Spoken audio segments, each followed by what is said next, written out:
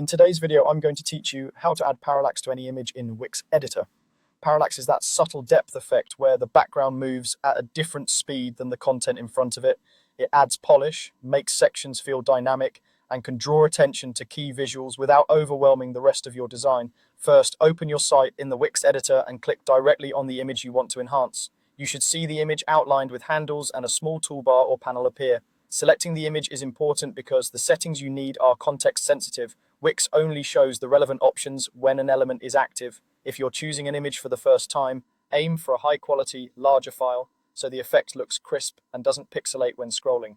With the image selected, click Settings. In the panel that opens, look for scroll effects. Depending on your template, this might be labeled stretch and scroll effects. Both lead you to the same place.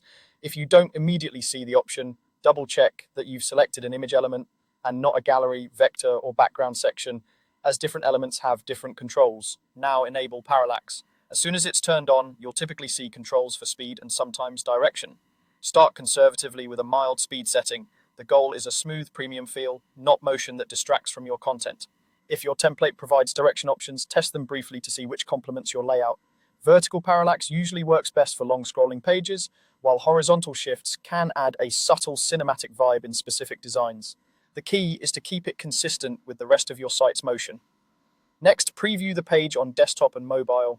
Use the preview button in the editor so you can scroll naturally and judge how the layers move together.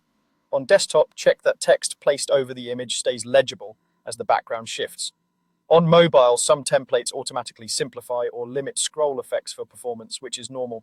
If the effect feels jumpy on any device, try reducing the speed in the settings. A small tweak can make a big difference in perceived smoothness. Once you're happy with how everything looks, publish your site. Publishing pushes the changes live, so your visitors will see the parallax effect immediately. That's it, simple, clean, and effective. With just a few adjustments, you've added a sense of depth that makes your design feel more modern and engaging.